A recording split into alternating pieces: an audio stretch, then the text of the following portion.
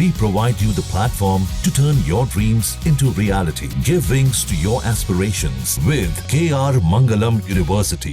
नमस्कार, news nation digital के हमारे इस खास एपिसोड खबरें दुनिया की में आपका स्वागत है। मैं हूं Sumit Kumar Dubey and this video is co powered by KR Mangalam university.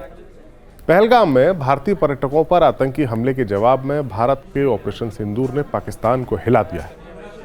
बुधवार गुरुवार की दरमियानी रात को पाकिस्तान ने बदला लेने की मंशा से भारत के 5 शहरों पर ड्रोन्स और मिसाइल से हमले किए, जो भारत ने नाकाम कर दिए। खबर है कि भारत ने इसके लिए S-400 एयर डिफेंस सिस्टम का इस्तेमाल भी किया। इसके जवाब में भारत की ओर से पाकिस्तान के कई शहरों पर ड्रोन के हमले किए गए। यहां तक कि भारत ने लाहौर में हवाई सुरक्षा के लिए तैनात चीन से मिले HQ-9 एयर डिफेंस सिस्टम को भी नष्ट कर दिया। लेकिन बात यही नहीं रुकी। इसके बाद गुरुवार शाम को भी पाकिस्तान की ओर से जम्मू पर एक बड़ा हमला किया गया। इन हमलों में ड्रोन्स, मिसाइल्स और रॉकेट शामिल थे, लेकिन भारत के एयर डिफेंस सिस्टम ने इनको भी नाकाम कर दिया। खासतौर से रूस से खरीदे गए S-400 सिस्टम ने तो अपनी काबिलियत को साबित करते हुए पाकिस्तानी हवाई हमलों को हवा में ही नाकाम किया। S-400 रूस से खरीदा गया air defence missile system. Pakistan को इसकी ताकत के बारे में पता है। पाकिस्तान को पता है कि जब तक S-400 भारत की रक्षा के लिए तैनात है, तब तक ना तो उसके फाइटर जेट्स ना ही उसकी मिसाइल्स भारत की सीमा में कोई मिस एडवेंचर कर सकते हैं। इसीलिए पाकिस्तान की तरफ से एक प्लानिंग की गई थी S-400 को नाकाम करने। क्या थी वो प्लानिंग, ये भी आपको बताएंगे, लेकिन पहले ये बताते हैं कि ये है क्या। S-400 जिसको भारत ने नाम दिया है सुदर्शन चक्र।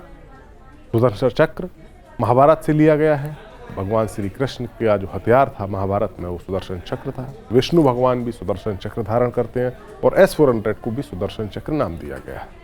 S-400 सिस्टम 400 किलोमीटर तक की दूरी तक के एरियल टारगेट्स को निशाना बना सकता है। इसका रेडार 600 किलोमीटर की दूरी से ही खतरे का पता लगा लेता है और 400 किलोमीटर की दूरी तक उसको निशाना बना सकता है। ये सिस्टम रूस की कंपनी अल्माज एंटे ने बनाया है। दुनिया का सबसे मॉडर्न और लंबी दूरी का surface to air missile defence system है। भारत ने 2018 में इसे रूस के साथ $5.43 बिलियन के सौदे में खरीदा था। इस सौदे के तहत भारत को रूस से 5 S-400 यूनिट मिलनी थी, लेकिन 3 ही मिली हैं। 2 यूनिट अभी भी रूस ने भारत को सप्लाई नहीं की है। पहला सिस्टम 2021 में तैनात किया गया था वेस्टर्न बॉर्डर पर। इसे पाकिस्तान और चीन के खतरे को देखते हुए तैनात किया गया था। S-400 अलग अलग तरह की मिसाइलों को सपोर्ट करता है। ये विमानों, ड्रोन्स, क्रूज मिसाइल और बैलिस्टिक मिसाइलों को निशाना बना सकता है। लेकिन पाकिस्तान ने जो चालाकी की इस बार हमले में, उसने क्या किया? पाकिस्तान को पता है कि भारत के पास S-400 की संख्या लिमिटेड है। पाकिस्तान ने इस हमले में कई छोटे छोटे हवाई ड्रोन्स और रॉकेट्स को शामिल किया, जिसने भारत ने उनको S-400 के बजाय दूसरे एयर डिफेंस सिस्टम से खत्म किया। दरअसल इन छोटे ड्रोन्स या रॉकेट्स को हमला करवाने के पीछे पाकिस्तान का मकसद ये था कि इन्हें गिराने के लिए भारत की S-400 या आकाश एयर डिफेंस सिस्टम की मिसाइलें बर्बाद हो जाएंगी।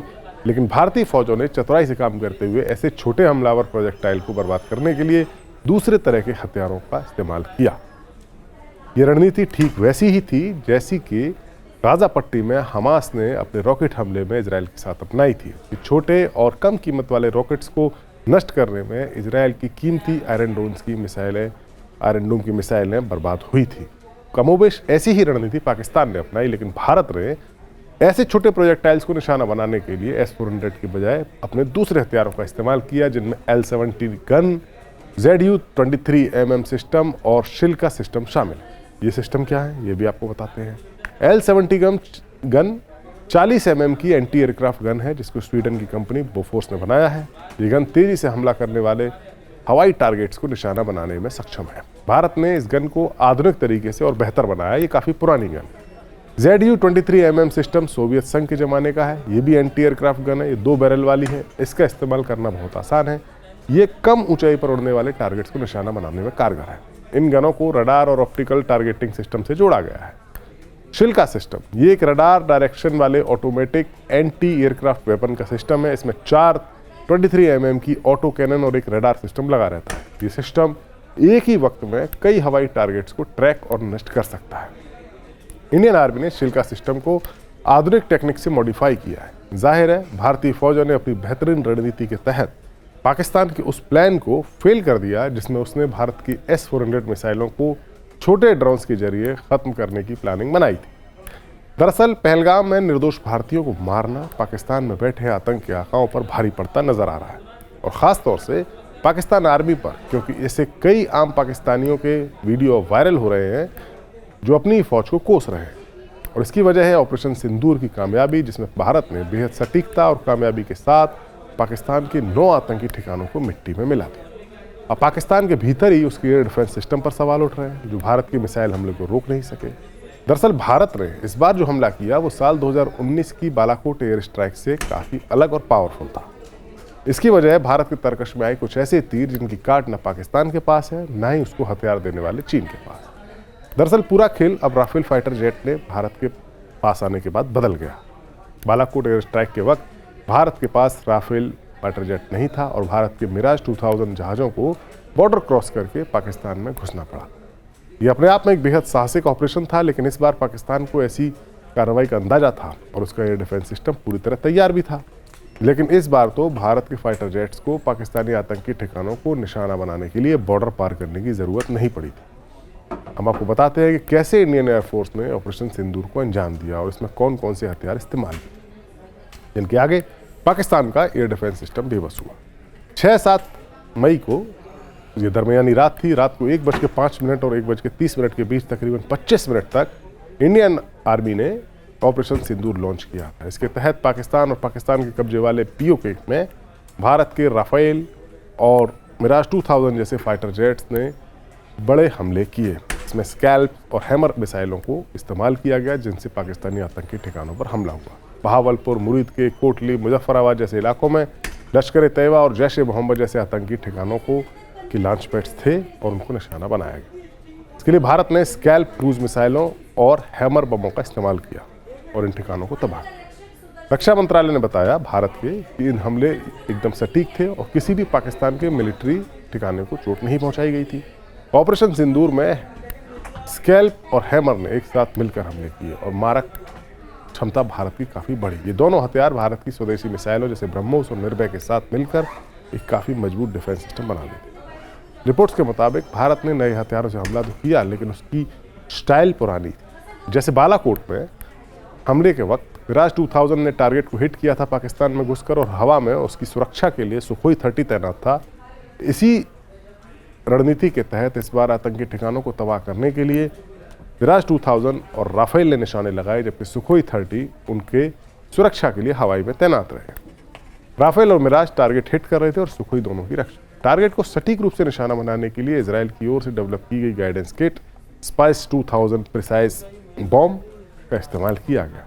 2019 की बालाकोट स्ट्राइक में भी इन्हीं तरह के बॉम्ब का इस्तेमाल किया गया और जैश और लश्कर के आतंकी कैंपों को इस बार निशाना बनाने के लिए स्कैल्प मिसाइलों से तबाह किया गया। स्कैल्प मिसाइल अपनी सटीकता के लिए जानी जाती हैं। इनका इस्तेमाल दूर के टारगेट को निशाना बनाने के लिए किया जाता है। फाइटर जेट राफेल स्कैल्प मिसाइलों से लैस थे। एक लंबी दूरी की क्रूज मिसाइल है जिसे हवा से लॉन्च किया जाता है। इसे इस तरह डिजाइन किया गया है कि ये 300 किलोमीटर तक की अधिकतम सीमा में दुश्मन के किसी भी एसेट को पूरी सटीकता के साथ निशाना बनाती है। अगर कोई इंपॉर्टेंट टारगेट है और उसकी लोकेशन पूरी तरह से स्पष्ट है तो ये 100% पॉजिटिव रिजल्ट देती है। इस मिसाइल का इस्तेमाल UK और फ्रांस ने सीरिया और लीबिया की जंग में किया। मीडिया रिपोर्ट्स के मुताबिक ऑपरेशन सिंदूर में संसद हमले के मास्टरमाइंड मसूद अजहर के परिवार के 14 लोग मारे गए हैं। इसके अलावा मसूद अजहर का आतंकी भाई रऊफ असगर गंभीर रूप से घायल हुआ है। मरने वालों की लिस्ट में मसूद अजहर के भाई और भारत के मोस्ट वांटेड आतंकी रऊफ असगर का बेटा हुजैफा भी शामिल है।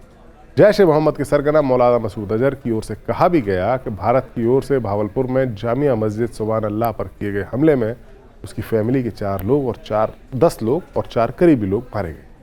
जाहिर है इस बार भारत के ऑपरेशन सिंदूर ने पाकिस्तान में बैठे आतंकियों के आकाओं को इतने गहरे जख्म दिए जिन्हें भरने में लंबा वक्त मिलेगा।